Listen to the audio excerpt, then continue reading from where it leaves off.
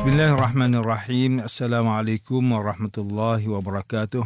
Innal hamdalillah nahmaduhu wa nasta'inuhu wa nastahdi bihi wa nastaghfiruh. Wa na'udzu billahi min shururi anfusina wa min sayyiati a'malina. May yahdihillahu fala mudilla lahu wa may yudlil fala hadiya lahu.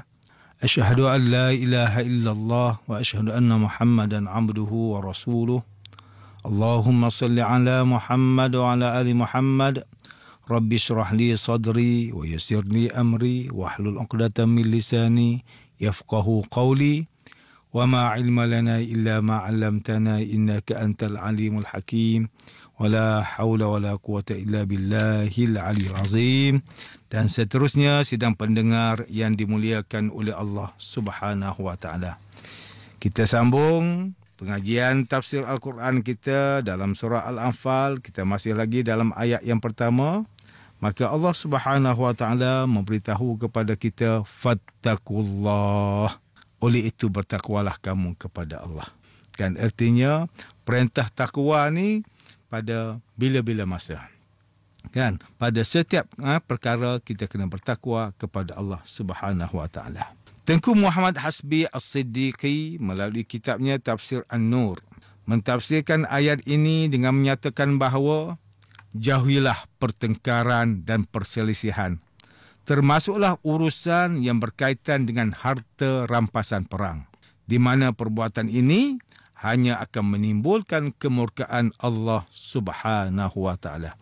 Apabila kita duk bergaduh, kita duk berkelahi pasal urusan harta perang, boleh menyebabkan apa? Boleh menyebabkan kemurkaan Allah. Yang tu yang kita takut tu. Bila mana Allah Ta'ala murka kepada kita, Masya Allah, kan? Kita akan dilaknat oleh Allah dan kita akan dihumbankan ke dalam neraka Allah Subhanahu wa taala. Manakala dalam kitab tafsir Al-Azhar karya Hamka, ketika mentafsirkan ayat ini menyatakan bahawa semua orang Islam hendaklah kembali kepada Allah Subhanahu wa taala, supaya perselisihan yang berlaku disebabkan kerana pembahagian harta rampasan perang itu dapat diredakan. Ini kerana kemenangan yang diperolehi dalam peperangan bukanlah disebabkan kerana faktor ketenteraan umat Islam, tetapi kerana bantuan daripada Allah Subhanahu wa taala. Kita kena ingat, kan, Allah Ta'ala bantu kita. Bukan kita duk kata, oh ini kami kekuatan tentera kami alat canggih apa. Tak. Semuanya adalah daripada nusrah, bantuan daripada Allah Ta'ala. Terutamanya dalam peperangan Badar. Sangat jelas bahawa kemenangan tentera Islam adalah benar-benar suatu pertolongan daripada Allah Subhanahu wa taala. Perkara ini dapat dilihat menerusi jumlah tentera Islam yang hanya seramai 313 orang sahaja, berbanding dengan jumlah musuh seramai 1,000 lebih orang. Berdasarkan kenyataan ini, jelaslah bahawa jika bukan kerana pertolongan daripada Allah Subhanahu wa taala, maka tentera Islam tidak akan mencapai kemenangan. Sebagaimana yang Allah Ta'ala beritahu kepada kita, kam min fi'atin qalilatin ghalabat fi'atan katsiratan biiznillah. Berapa ramai jumlah yang sedikit dapat mengalahkan jumlah yang ramai dengan izin Allah. Oleh itu, walaupun tentera Islam telah menang dan mendapat harta rampasan perang yang banyak, maka tidak wajar bagi mereka untuk bertengkar dengan menyebut jasa masing-masing dalam peperangan. Ini kerana pada hakikatnya, sama ada tentera yang menyerbu musuh ataupun tentera yang berdiri mengelilingi Rasulullah sallallahu alaihi wasallam supaya baginda tidak dicederakan oleh musuh, ataupun tentera yang berusaha untuk mengumpulkan harta rampasan perang, maka semuanya merupakan satu kumpulan yang tidak terpisah antara satu sama lain. Justru bertakwalah kepada Allah. Ini kerana jika tiada sifat takwa kepada Allah, maka harta sebanyak itu tidak akan mereka perolehi. Seterusnya firman Allah Subhanahu wa taala, wa aslihu zata bainikum, dan perbaikilah hubungan di antara kamu. Dalam kitab tafsir An-Nur menyatakan bahawa ayat ini memerintahkan orang Islam supaya memperbaiki hubungan antara sesama Muslim dengan menjauhi persengketaan, pergaduhan, permusuhan, mempereratkan kembali kerukunan dan memupuk kesatuan dan kesepaduan, memperbaiki hubungan antara satu sama lain yang telah rosak akibat persengketaan merupakan suatu tugas yang diwajibkan dalam Islam. Melalui usaha memperbaiki hubungan inilah sesuatu bangsa itu dapat mempertahankan kedaulatan dan kesatuannya. Diriwayatkan daripada Ubadah, beliau berkata, ayat ini diturunkan mengenai kami, iaitu para sahabat Rasulullah sallallahu alaihi wasallam yang berperang dalam peperangan Badar. Ketika kami saling bertengkar mengenai harta rampasan perang, Allah mencabutnya, iaitu mencabut hak harta rampasan perang daripada kami, dan dia menyerahkan kepada Rasulullah sallallahu alaihi wasallam untuk membahagikannya secara sama rata di antara para pejuang. Seterusnya Allah Subhanahu wa taala berfirman, wa atiullaha wa rasulahu in kuntum mu'minin, serta taatlah kepada Allah dan Rasulnya jika benar kamu orang yang beriman. Hamka menerusi kitabnya Tafsir Al-Azhar menjelaskan bahawa ayat ini merupakan pokok utama disiplin yang diajarkan oleh Islam, iaitu kepercayaan yang teguh dengan dipatri oleh iman kepada pemimpin tertinggi, iaitu Rasulullah sallallahu alaihi wasallam, dan diiringi dengan sifat takwa kepada Allah Subhanahu wa taala.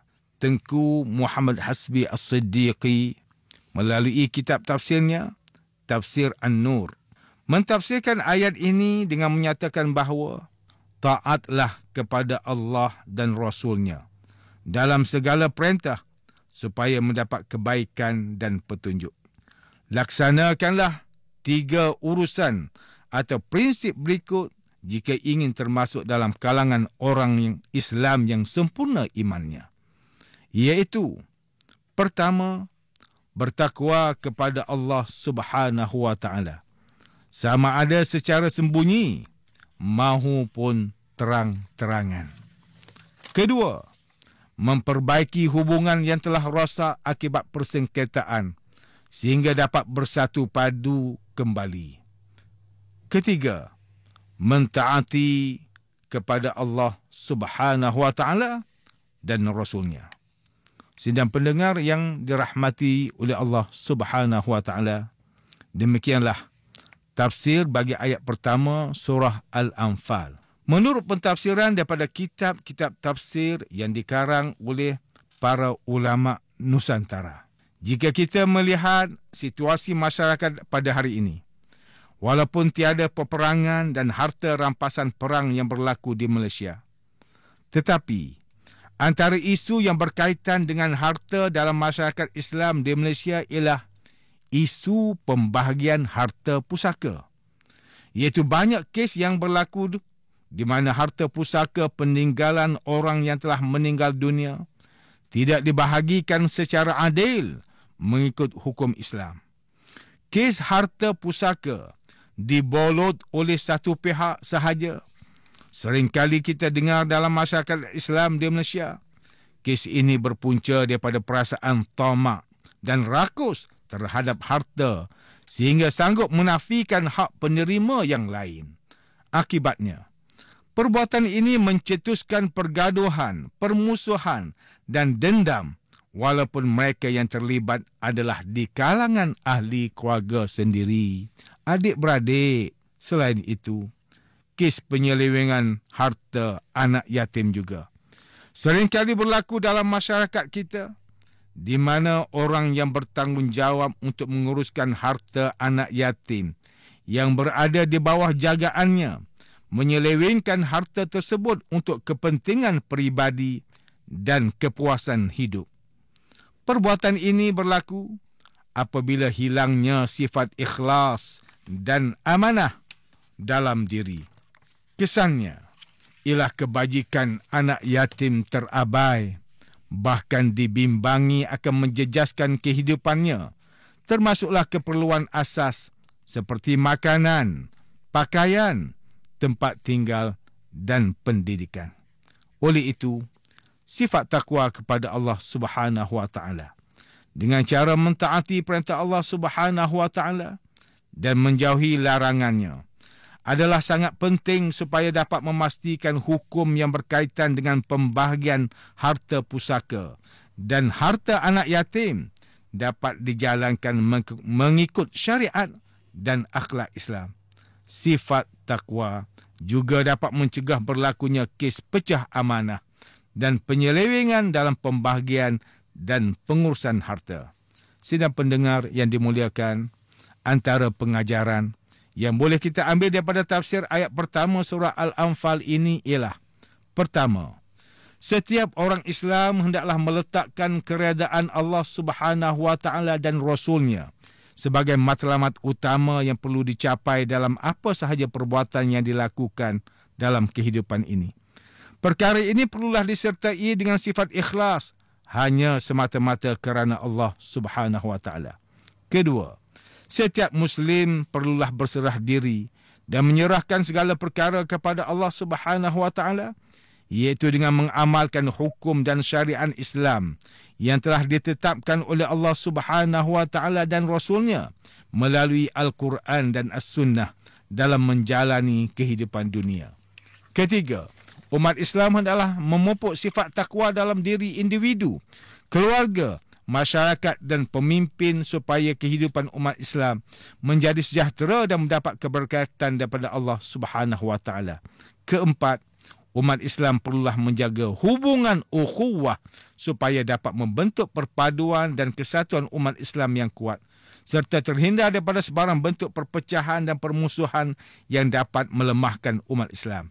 Kelima, setiap orang Islam perlulah mentaati perintah Allah dan meninggalkan segala larangannya serta mengikut sunnah dan panduan yang diajarkan oleh Nabi Muhammad sallallahu alaihi wasallam supaya menjadi Muslim yang benar-benar beriman. Sidang pendengar yang dirahmati Allah, sekian sahaja kuliah tafsir Al-Quran pada hari ini. Semoga kita semua mendapat manfaat daripada perbincangan ilmu ini.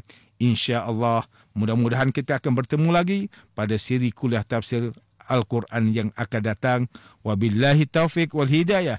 Wassalamualaikum warahmatullahi wabarakatuh.